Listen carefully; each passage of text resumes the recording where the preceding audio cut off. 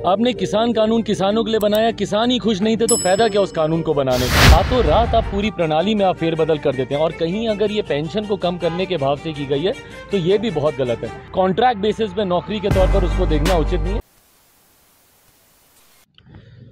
लोक जनशक्ति पार्टी रामविलास के राष्ट्रीय अध्यक्ष चिराग पासवान राज्यपाल से मिलने पहुंचे थे। देश में जो कई जगहों पर आगजनी हुई है उसको लेकर और ख़ास तौर पे बिहार के कई हिस्सों में आज बिहार बंद की जो झलक है वो दिखाई भी दी है और राजद के द्वारा बंद का आह्वान भी किया गया था। चिराग पासवान का राजभवन मार्च था लेकिन राज्यपाल से उनकी मुलाकात नहीं हो पाई है और किन कारणों से क्या कुछ बातें हुई और क्या वो वजह रही जिससे राज्यपाल से उनकी मुलाकात नहीं हो पाई और उन्होंने अपना ज्ञापन राज्यपाल भवन में छोड़ा है ताकि राज्यपाल पढ़ सकें। और स्पष्ट तौर पे चिराग पासवान ने अपनी बातों को रखते हुए कहा है कि भले ही मुलाकात नहीं हो पाई है लेकिन हम लोगों ने अपनी बातों को रख दिया है, वो केंद्र सरकार तक हमारी बातों को जरूर पहुंचाएंगे। ये ऐसी उनकी आशाएं हैं। अब चिराग पासवान के बयानों को सुनिए, कैसे उन्होंने अपनी बातों को स्पष्ट रूप से कहा है।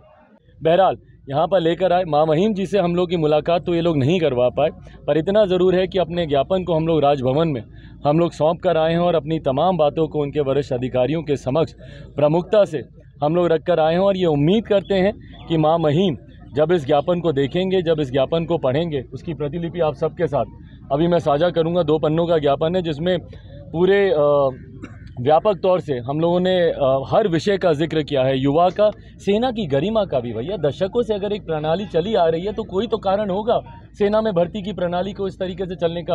रातों रात आप पूरी प्रणाली में आप फेरबदल कर देते हैं और कहीं अगर ये पेंशन को कम करने के भाव से की गई है तो ये भी बहुत गलत है। ना सेना रोजगार देने की फैक्ट्री है, ना सेना पेंशन को कम करने की प्रयोगशाला बन सकती है।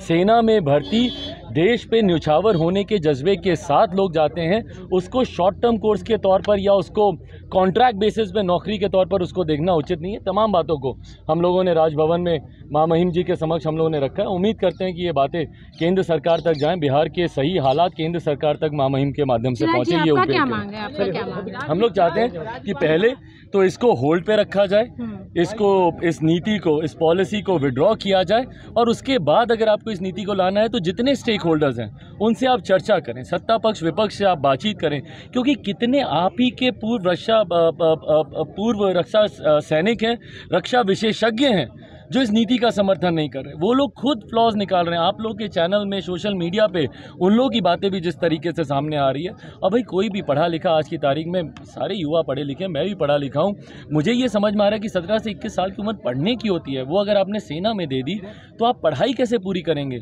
आपका एक बड़ी आबादी उच्च शिक्षा की तामील से, उच्च शिक्षा से वो वंचित रह जाएगी। भाई ये पढ़ने का समय होता है। इस वक्त नहीं मानता जल्दबाजी में, पर ये कहीं ना कहीं दर्शाता है कि लूप होल्स तो रहे, तभी डे 1 से आप इसमें अमेंडमेंट्स कर रहे हैं, डे 1 से इसमें संशोधन सामने आ रहे हैं। कभी आयु इसमें बढ़ाई जा रही है, 21 से 23 की गई या 5 वर्ष की गई। कभी आप इसमें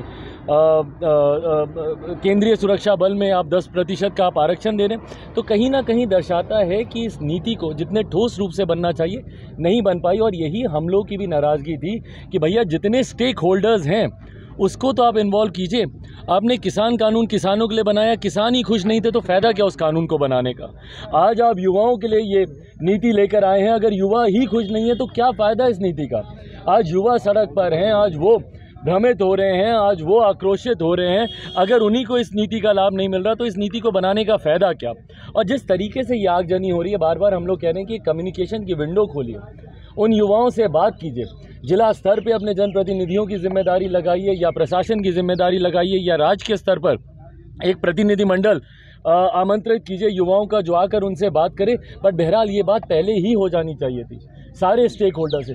और जब सेना जैसे विषय पर अगर आप कोई निर्णय ले रहे हैं तो मुझे लगता है कि इसमें सर्वदल की सहमति होनी ज़रूरी है। सत्ता पक्ष हो, विपक्ष हो, सबकी बातों को सुनना ज़रूरी है इतना बड़ा निर्णय लेने से पहले।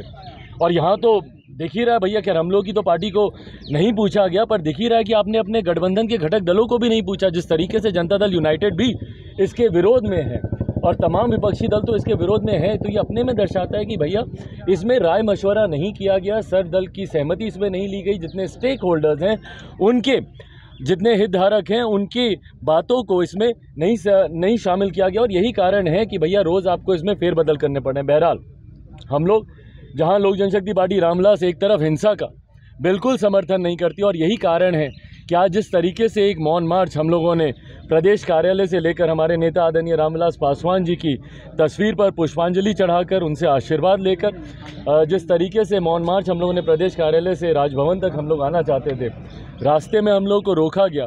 और हम लोगों ने शुरू से इस बात को कहा था कि जहाँ रोकेंगे हम लोग रुकेंगे भैया, क्योंकि पुलिस बल ऑलरेडी पूरे प्रदेश में जिस तरीके से आगजनी का माहौल है उसमें काफ़ी ये लोग परेशान हैं। इनको और परेशानी हम लोग नहीं देना चाहते, इसलिए शांतिपूर्वक तरीके से हम लोग आ रहे थे। रास्ते में हम लोग को रोका गया, कहा गया राजभवन हम लोग आना चाहते थे, पर हम लोग को कहा गया कि भाई आप चलिए वहाँ पे राजभवन में राज्यपाल जी से आपकी मुलाकात करवाई जाएगी। 5 दल 6। अगर ये वीडियो पसंद आई और वह बिहार के राजनीति और बिहारियत से सरोकार रखेनी तो सब्सक्राइब बटन दबा के चैनल के सब्सक्राइब कर ली। ओजे एगो घंटी बा, ओकरा बटन दबा देला से कुल सटीक और मारक खबर रुआ मुफ्त में मिल जाई। अगर रुआ पत्रकारिता के हमनी के नया प्रयोग में सहयोग कर चाहतानी तो ज्वाइन बटन दबा दी। पेटीएम नंबर नोट कर ली 9386816700।